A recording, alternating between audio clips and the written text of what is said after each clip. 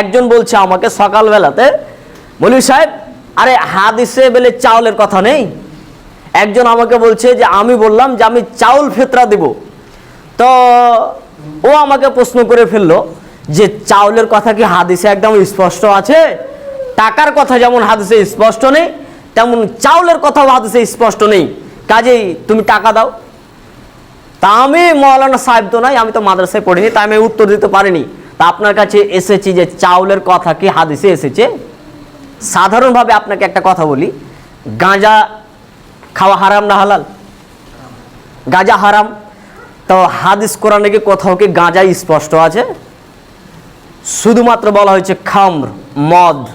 মদ মানে আল খামরু মা খামরাল আকল, যেটা মানুষের বিবেকের ক্ষতি করে সেটাই হচ্ছে মদ।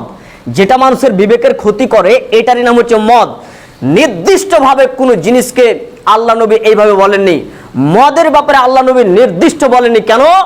দুনিয়াতে বিভিন্ন ধরনের নেশাদার দ্রব্য এখনো বের হতে হয়তো বাকি রয়েছে। কত রকমের না নেশাদার দ্রব্য বের হবে।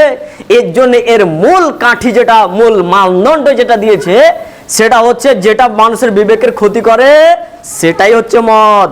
যেটা খাওয়ার পরে মানুষকে ঝোঁক লেগে যায়, টাল লেগে যায়, সেটাই হচ্ছে মদ। এবার আপনি দুনিয়াতে যত রকমের জিনিস বের হোক, যদি খাওয়াতে যদি ঝোঁক লেগে যায় জানবে যে এটাই হারাম। এটা হচ্ছে মানদণ্ড হারামের। তেমনি করে খাদ্যদ্রব্যের কথা আল্লাহ রসুল স্পষ্টভাবে কয়েকটা বললেন, 4টা। কিশমিশের কথা বললেন, তারপরে তিনি খেজুরের কথা বললেন, তারপরে আপনার পনিরের কথা বললেন, জবের কথা বললেন, আর প্রথমে একটা বললেন সেটা হচ্ছে সাআমিন তাআমিন, খাদ্যদ্রব্য। তো খাদ্যদ্রব্য কি? আমাদের প্রধান খাদ্যদ্রব্য মূলত চাল, যেটা আমরা ভাত খাই। আমাদের মূলত খাদ্যদ্রব্য যেটা মূল সেটা হচ্ছে আমাদের রুটি।